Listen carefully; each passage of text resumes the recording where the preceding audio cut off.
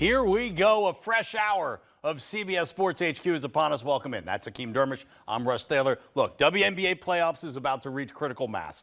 Major League Baseball serving up drama. The regular season's coming down to the wire.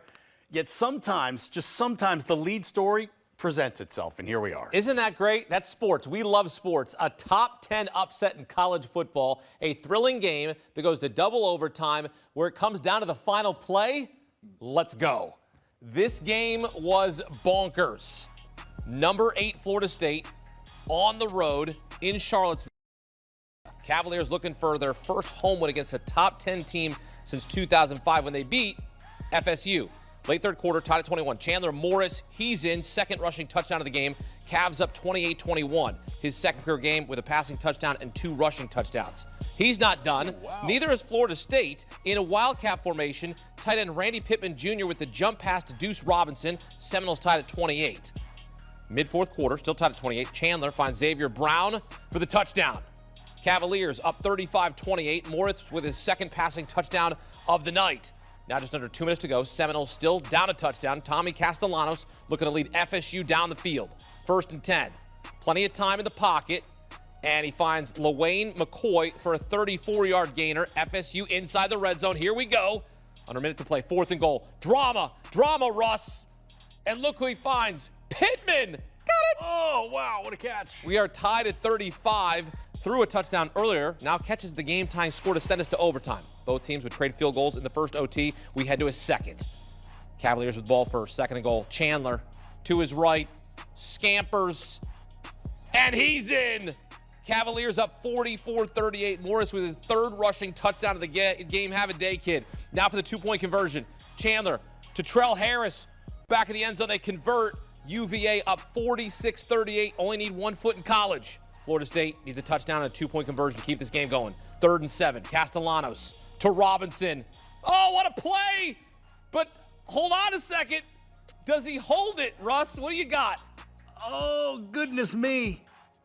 It looks like a foot's down. Ball's moving just a little bit. Yeah. Oh, no. Originally called a touchdown. They look at it. It's incomplete.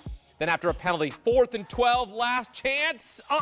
Look out now. Intercepted by Jason Prevard. 2nd pick of the game. Virginia feeling cavalier. You see the fans rush the field that fast. They're running sprints pregame. That was an avalanche of UVA students there. Wahoo-wah. Yeah, storming the field. Virginia pulls off the upset, 46-38 in double overtime. I mean, just a sea of fans there as they see a huge win. First home win against a top 10 team since 2005, also against Florida State. And it's their 2nd largest win. I know it's not large, it's 8 points, but we track this stuff. Versus the top 10 team in school history. They beat Clemson by 13 in 1990. Cavaliers start a season 4-1 for the first time since 2019. Shouts to Tony Elliott, an upset as they knock off the number 8 team in the nation. Welcome in CBS Sports national college football reporter Brandon Marcello. Brandon, what the heck happened in Charlottesville on this night? Well, there was no defense, number one, 54 yards of combined offense. But what really did Florida State in is nothing really that happened near the end. That'll be magnified, all the replay reviews. But the issue here is that they had 2 early turnovers and got in a 14-0 hole and were playing catch up almost for the rest of the night. They took a brief lead, but then Virginia, credit to them, really bouncing back. And what happened tonight is Florida State's defense was really exposed. They did not tackle very well. There were some big hits in this game that Virginia was able to just spin out of or shed because Florida State just wasn't wrapping up tackling. So Florida State's got a lot of stuff to fix defensively. Offensively, they look like the number 1 offense in the country, just as they were entering this game. But let's not forget Virginia entering this game. I think everybody was downplaying them because they weren't ranked. They hadn't really played anybody. But they were top 5 in most offensive categories. And tonight they proved it against an ACC foe, a top 10 foe, and they get their only for 4th win against a top 10 team when they were unranked. An incredible game, a classic, a big moment, an historic moment for the Virginia Cavaliers. Did you find yourself at one point in the night go, oh, they're going to rally, they're going to win, they're going to find a way? Did you find yourself saying that? Or you go, I don't know here, this Virginia team's pretty good? I thought Florida State was going to rally and win it, especially when they reeled off those 21 unanswered points to take the 21-14 lead. I thought they were going to put their feet on their throats, Didn't happen. Chandler Morris led him right down the field to tie the game, and then they ended up taking the lead late in the third quarter as well. And at that point, I thought Florida State was in trouble because Florida State was looking more gassed defensively. So not only were they able to not be able to wrap up on tackles, but then they were starting to get tired, and Chandler Morris was playing within himself. I think Tommy Castellanos, Florida State's quarterback, kind of went a little bit wild. He was trying to do a little bit too much there in the fourth quarter. Chandler Morris, though, played more in control and led them to the win as a result of this, but still an incredible game, back and forth. But what really did Florida State in here was those 2 early turnovers and playing behind 14-0 early and playing catch up for most of the rest of the night. What did you think of that play in the end zone? Deuce Robinson bobbled it. They reviewed it. What did you think? I sort of see both sides. Maybe the football moved just slightly there at the end. What did you see?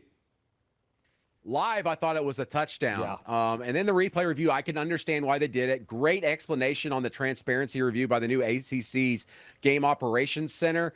But live, I thought that play looked like a touchdown. They ruled it a touchdown. And just think, 15, 20 years ago, we wouldn't be having this conversation right now. There's no replay. Florida State scores that touchdown, and maybe we're talking about them continuing on and on and on throughout the night here. But probably the right call. I could have went either way. I'm more lenient when it comes to whether it's a catch. It's almost like he gives some style points because he had to get it with his fingertips, and I understand that after he was out of bounds, there was more movement. But to me, as long as the ball's right there and your fingertips are on it and it's in control and you don't see the ball moving too much before you go out of bounds, to me, that should be a touchdown. But I don't make the rules. The refs made the right decision after the replay based off of the rule book. Well, we saw Randy Pittman Jr. in this game, right? The tight end. He threw a touchdown. He caught a touchdown, which is pretty incredible when you consider. And also ran for one. Right. I mean, pretty incredible. Passing touchdown, rushing touchdown, and receiving touchdown is pretty awesome, right? Like, when you consider that, there's only a couple other players have ever done that since 2000. So does Florida State have a quarterback problem now? Is Mike Norvell one game? What do we do here? No, I think they're fine with Tommy Castellanos. The thing is that he's always been like this. You can make 2 incredible plays and then one boneheaded one. He was like that at Boston College.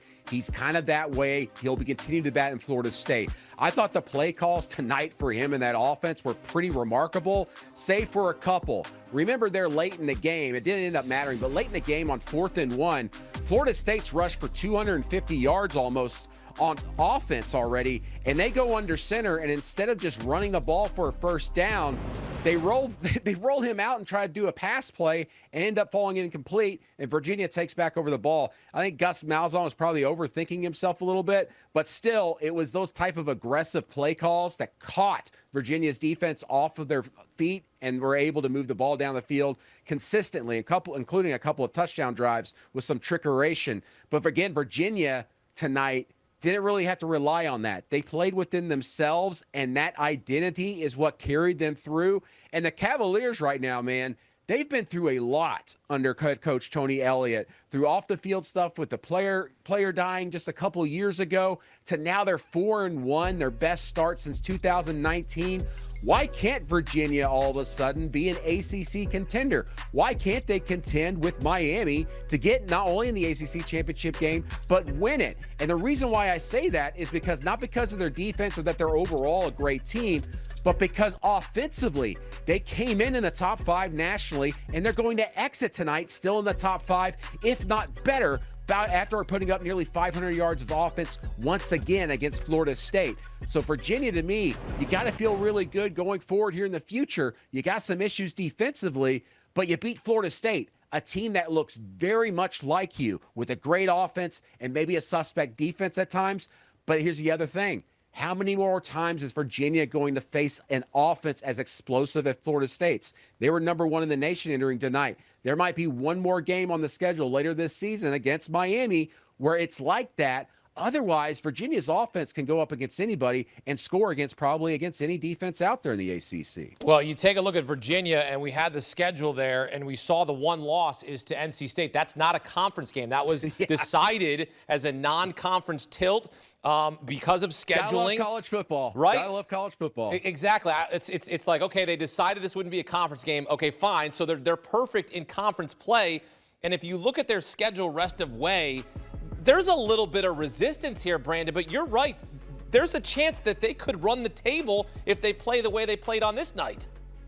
You're exactly right. You look at the schedule. Do you see a loss there based off the way they played? Their toughest game is actually the next one, coming up against Louisville. Yep. Louisville, very good. Jeff Brom, probably one of the best coaches in the country, top 10 to me. Always has been since his Purdue days. But no one on that schedule really scares you. I mean, you got Washington State coming up in the non-conference, and they're struggling. Wake Forest struggling. Cal struggling. North Carolina, Bill Belichick has been an absolute disaster early in his career there. Virginia Tech fired their coach 3 weeks into the season. Why can't Virginia win out? Why can't they? You look at that schedule, they could do it. Yeah, the same question can be asked of Florida State, but going to be a little bit tougher of a schedule as we saw their next game, a rival in Miami. Do you think this game, or do you know this game, was a trap game for Florida State when you have Miami looming on the schedule? And what does this mean now for them at chances in winning the ACC and really overall trying to get a college football playoff spot? Oh, certainly it was a trap game. It's a Friday night game. You're on the road. It's a different circumstance going in. Everybody's patting you on the back on campus there. You beat Alabama to open the season. Everybody thinks you're a top 10 team. But other than that one game, which obviously is a big one against Alabama, you haven't played anybody. You haven't been tested since that. So all you've been hearing for several weeks is, you guys are great. Thanks for taking us from 2-10 a year ago back into the top 10.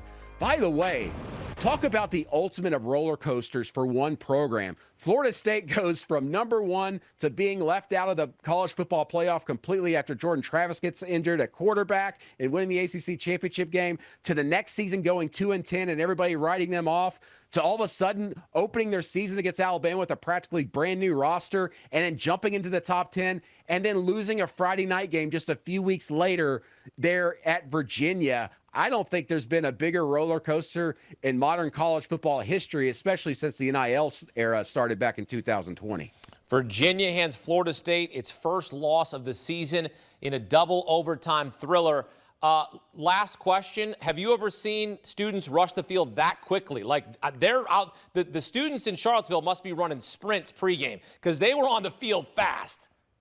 I haven't seen one that quickly, but there's a reason for it. There's no blockade there at the end zone. They're all sitting and standing on a grass berm. There's nothing keeping them from the field, so they were ready to go. There wasn't people jumping out of the stands, going through the bushes. I just hope everybody's okay, because as you saw there, Florida State and Virginia, they still had two players in the end zone on the ground when the players were hovering over them. Man, talk about a stampede, a little bit of a dangerous situation there potentially. That's why you see these fines for all this field storming. I'm sure Virginia will be handed one, but I'm sure that athletics department is going to be very, very happy to pay that. And by the way, speaking of money, the reason why Virginia's roster looks this way is because they invested in NIL very, very well here this offseason by getting those players that made big plays tonight. What a game. It's a classic. And once again, just shows you how quickly things can turn for one team or two teams in the same game in just a few weeks and in one season because of the NIL era. Well, it pays off for Virginia, a raucous night in Charlottesville. Brandon Marcello here to wrap it up for us on CBS Sports HQ. Brandon, good to talk ball with you.